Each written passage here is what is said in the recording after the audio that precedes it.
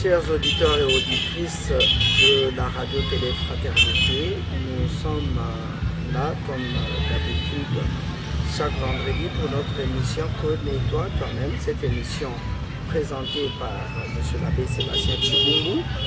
Et à la réalisation pour ce soir, nous avons Herbert Chibanda et Daniel.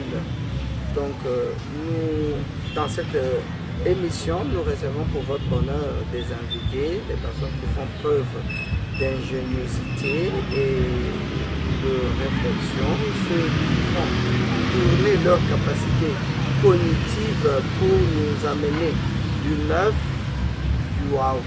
Et pour votre bonheur, nous accueillons pour ce soir Madame Nana Kapinga, on vous dira qui elle est, qu'est-ce qu'elle fait, et aussi Félix Kalonji.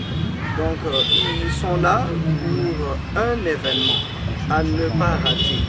Donc on est déjà dans l'antichambre de l'événement, on est dans les préparatifs et vous savez que notre radio, la radio-télé Fraternité Buena Mungu, c'est une radio qui suit de près tous les opérateurs culturels de la ville de Mbujimaï, de la province du Kasaï oriental et pourquoi pas de toute la République, et nous avons même des ambitions internationales. Donc, Madame Nana, bonsoir. Bonsoir. Bonsoir. Monsieur Félix, bonsoir. Bonsoir, monsieur. Ils sont là pour un événement d'envergure. Cet événement qui a déjà fait un chemin, cet événement qui a déjà fait une histoire sur la vie, cet événement qui s'impose. Il s'agit bien, mesdames et messieurs, auditeurs et auditrices, du salon du mariage et de l'événementiel de Mbujimaï. C'est une occasion idéale pour rencontrer des futurs mariés à la recherche des prestataires pour leur grand jour. Organisé annuellement depuis 2028, le salon de mariage est généralement tenu au mois de juin et ça sera le cas pour cette année aussi. Le salon attire plusieurs centaines de participants sur une période de 2 jours. Donc c'est un événement à ne pas rater, nous vous convions à nous suivre et à pouvoir aussi vous hâter participer à cet événement, le salon du mariage et de l'événementiel. Donc, nous avons déjà salué nos invités. Qu'est-ce que vous pouvez me dire sur votre propre personne?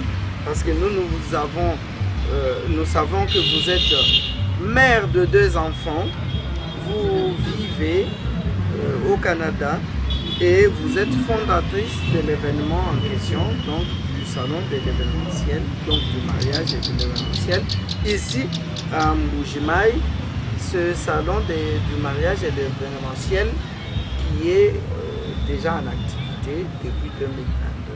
Si nous avons sauté ou omis un élément de votre biographie qui vous tient à cœur, vous pouvez nous dire et dire à nos internautes et à nos auditeurs qu'ils sachent qui vous êtes, ce que vous faites. Ok, vous avez, merci monsieur l'abbé. Comme mentionné, oui, je suis une maman de 2 enfants, mariée, et la fondatrice du salon du mariage et l'événementiel depuis 2022. J'ai eu à entreprendre différents autres projets à Mbujimaï et à Kananga les 6 dernières années. Et donc je suis considérée aujourd'hui opératrice culturelle dans ma province d'origine. Je suis très fière. Et quoi d'autre à rajouter? C'est un plaisir d'avoir fait partie des, je ne dirais pas des pionniers, mais de ceux qui ont osé, il y a 6 ans, de faire quelque chose qui semblait que l'environnement que j'avais choisi n'était pas propice. Et aujourd'hui, on voit que plusieurs événements de la sorte, différents événements, maintenant on a plusieurs sortes d'événements qui naissent chaque année, chaque mois. Donc c'est ça un peu sur ma petite personne. Merci. éclaircissements. Le salon du mariage et de l'événementiel, c'est un grand événement qui a déjà 5 ans. Nous sommes à la 5e édition. Quelles sont les motivations qui vous ont poussé à organiser cet événement? Quand je parle de motivation, vous qui habitez en dehors du pays, vous êtes de la diaspora, et quelles sont les motivations qui vous ont poussé à revenir sur votre territoire d'origine et organiser cet événement? Alors, concernant mon retour au Kasaï, j'ai aussi écrit un livre, l'Odyssée de l'audace, qui a été écrit l'année dernière. J'ai expliqué un peu l'histoire sur ma relation avec mon père, très positive, mais c'est qu'on est originaire d'ici. Et mon père et moi, nous sommes des Louba nés en dehors de la province. Et bon, mon père est venu en 76, si je ne me trompe pas. Mais mon père nous a toujours parlé de nos origines, etc. Et c'était juste un besoin de me reconnecter à mes racines. Je voulais faire quelque chose chez moi. Bon, tout le monde va à Kinshasa. C'est sûr que si j'étais allée à Kinshasa, je suis née à Kinshasa, ça aurait été plus facile. Mais on n'est pas challenger si on va où tout le monde va, n'est-ce pas? Et les motivations, ça a commencé parce que j'ai une ONG. Et avec l'ONG, quand j'avais besoin de prestataires, tels que photographes ou quelqu'un qui fait, je ne sais pas, des petits beignets, un service traiteur ou quoi que ce soit, je devais passer par quelqu'un. C'était dur de juste trouver des prestataires facilement sur la ville. Alors j'ai commencé à compiler une liste de prestataires. Et après avoir compilé cette liste, j'ai constaté que la plupart étaient dans l'événementiel. Et c'est de là qu'est un peu né le salon du mariage. Vous avez crié, c'est une fenêtre que nous ouvrons parce qu'il faut faire le tout pour le tout. Comment vous appelez cet ONG? Quels sont les objectifs de cet ONG? Est-ce que le salon, bon voilà, comment il s'appelle les objectifs de l'ONG? Ok, donc l'ONG, ne me tenez pas rigueur avec mon Chilouba, ok? Il est boiteux, mais je vous promets, je suis Louba. Alors, l'ONG s'appelle Chian Zalapanima, qui veut dire laisser la fin derrière. J'ai vu un sourire derrière la caméra. Chian Zalapanima. Voilà. Okay. Et les objectifs, nous aidons les orphelins, pas seulement les orphelins, mais les enfants dans l'éducation. On aide avec les kits scolaires. Les petits déjeuners, dans certains orphelinats on ramène le pain et ce qui va avec pour les petits déjeuners. C'était mensuellement. Et il y a aussi, bon, on ne l'a pas fait ces 2 dernières années, mais pour la littératie, aider les enfants à aimer la lecture, nous offrions des livres aux enfants. Donc oui, j'avais effectivement commencé à... Un accompagnement des orphelinats. On peut dire ça, oui, enfants, orphelinats. Et je sais que l'environnement est très hostile pour ceux qui regardent la réalité négativement, mais c'est là où il n'y a rien que quelqu'un qui regarde avec optimisme la réalité voit qu'il y a à faire et qu'il y a des opportunités. Ouais. Mais qu'à cela ne tienne, quelles sont les difficultés que vous avez rencontrées à pouvoir être opératrice culturelle dans un milieu comme Mbujimaï ou Kasaï? Donc, bon, le financement, c'est un défi que tout le monde rencontre. Donc ça, c'est un défi constant. Mais l'environnement. L'environnement était très, comme vous l'avez dit, il est très hostile. Ce n'était pas facile. Et aussi le fait, c'est pour ça que j'ai souligné que mon père et moi, donc nous sommes 2 générations de Louba nés en dehors du Kasaï oriental, donc vous-même vous savez ce que ça représente, et venir dans la province pour commencer, bon je ne suis pas donneuse de leçons, mais venir peut-être parler de culture, les gens vont se demander mais qu'est-ce que toi tu sais de la culture? Déjà que ton Louba est boiteux, ton Chilouba est boiteux, pardon. Donc l'environnement c'était vraiment pas facile. Je ne dirais pas à dompter, mais je n'étais pas venue non plus pour prouver aux gens que je méritais une place. Dans mon raisonnement, c'était je suis venu faire quelque chose chez mon père. Donc ceux qui ont fini par m'accepter, m'ont accepté. Donc ceux qui n'ont pas accepté, vous voyez quand vous êtes chez vous, Le financement. Et vous avez également parlé de cette difficulté de pouvoir être accueilli sur un domaine culturel alors que vous êtes né en dehors du terroir et que vous voulez parler de la culture. Donc vous avez deux grandes difficultés que vous avez mises en exergue. Mais en dehors de ces deux difficultés, est-ce qu'il y en a une? Bon, c'était les deux principales. Je veux dire, par exemple, dans l'organisation d'événements, il y a toujours des difficultés. Comme là, aujourd'hui, on a plusieurs urgences, plusieurs problèmes qu'on doit essayer de gérer. Mais c'est ça, la beauté et le stress de la chose. Mais je veux dire, c'était les deux défis, c'était vraiment les deux défis que j'ai eu à rencontrer. C'était vraiment l'environnement. Bon, je comprenais aussi d'un côté, venant de la diaspora, je sais que certains de mes frères et sœurs de la diaspora n'ont peut-être pas, nous ont pas rendu service en ayant peut-être certains comportements.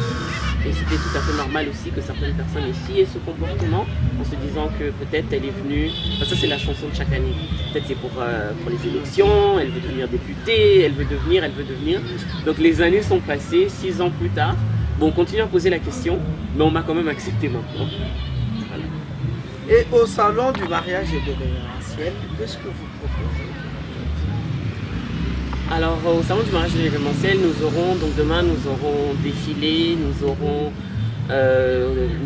une conférence, donc nous aurons une conférence le dimanche, une conférence très très enrichissante.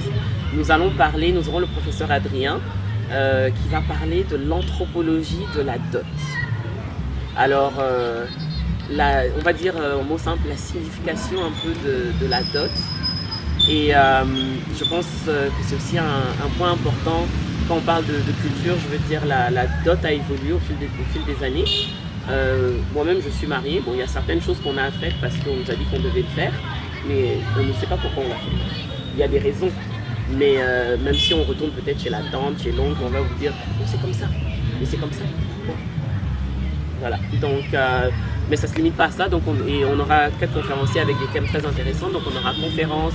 On aura aussi une petite tombola pour gagner des cadeaux. Nous aurons, comme j'ai dit, pour gagner un prix de 1 million de francs congolais.